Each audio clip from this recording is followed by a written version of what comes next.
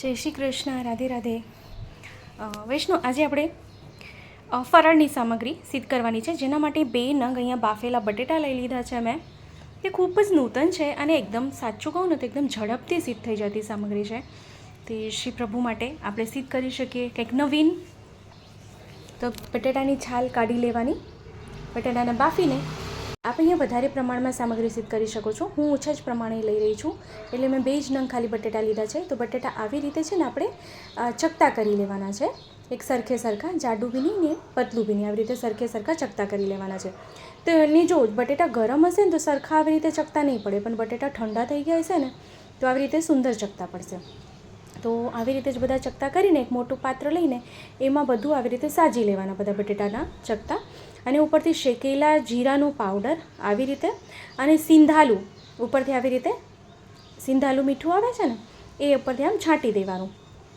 અને આદું અને ધાણાની મેં ચટણી કરી છે, એમાં 1 લીલું મરચું મેં પધરાવ્યું છે. લીલું મરચું કયું?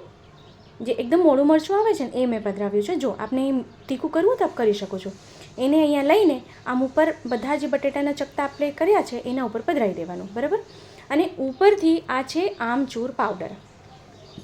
આમચૂર પાવડર આપણે ઘરે કેવી રીતે સિદ્ધ કરાય એ બી મેં આપને બતાવેલું છે.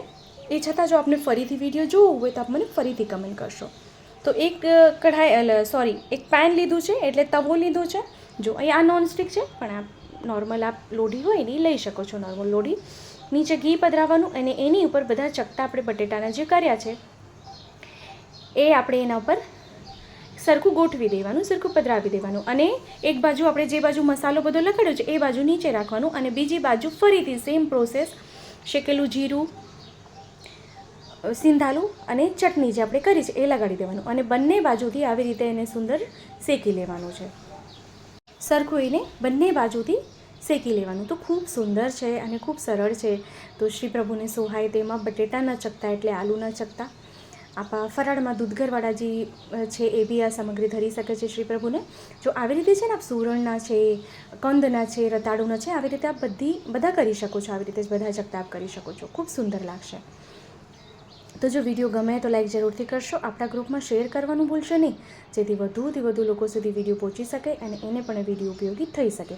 તો જો બધા થઈ ગયા છે, તૈયાર થઈ ગયા છે, હવે આપણે એને પાત્રમાં ગોઠવી લઈએ, અને ઠંડુ થાય એટલે આપણે પ્રભુને ભોગ ધરી શકાય છે. અને ઉપરથી છે ને મેં લીલા ધાણા લીધા છે, લીલા ધાણાથી ઉપરથી સજાવટ કરી દઈએ. તો ચેનલ પર નવા આવ્યા હોય તો ચેનલને સબસ્ક્રાઈબ કરશો, બેલ આઇકોન હિટ કરશો, જેથી જ્યારે બી કોઈ સામગ્રીનો વિડીયો મૂકો તો આપ સુધી નોટિફિકેશન આવી જાય. હા, વિડીયો કેવો લાગ્યો છે કમેન્ટ કરવાનું ભૂલશો નહીં. તો આપણે આવી રીતે જ મળશું નવા વિડીયો, નવી સામગ્રીની સાથે. ત્યાં સુધી આપ સૌને મારા જય શ્રી કૃષ્ણ.